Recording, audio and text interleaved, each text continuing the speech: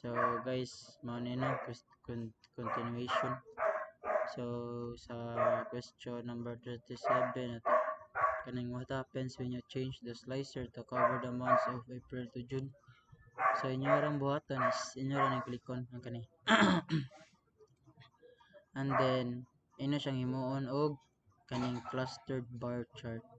Click ko na ninyo. Then naghuman inyo na siyang i-x, inyo na siyang click ko ng x kaning sa month. Kaning human is ari mo sa inyong kani analytics kaning microscope. Then ari mo sa inyong average line.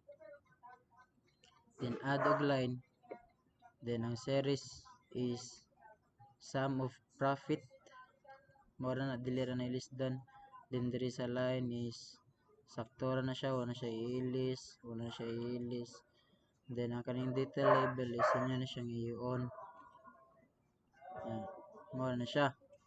Then ang pangutan naman is month 4 to 6. So ato na siyang i-list down. Ilang na siya 12.99 million. So 4 to 6 4 6 ay bubo. So na yun na siyang 11.92. Inyo na siyang screenshot. Then inyo siya ibutang diri sa Word.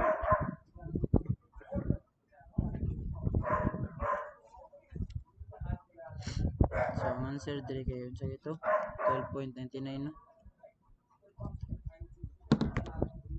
The average line changes from 12.99 million to 11.92 million. Chucho. Mara na ang explanation.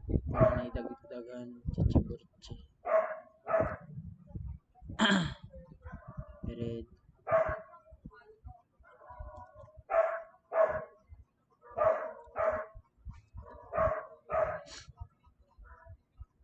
Hello, shit. Dili na ako siya i-bold eh. So mawala na siya guys. Ako answer. Shit, makita ng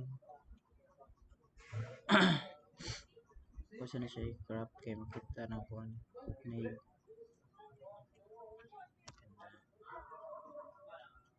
then ako na siya i-square.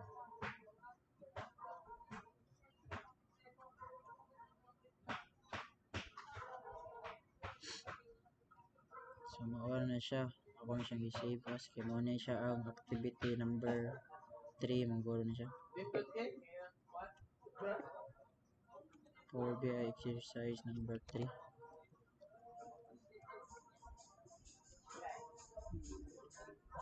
Matugas. Save na mo siya. So mawala siya guys. Bye bye.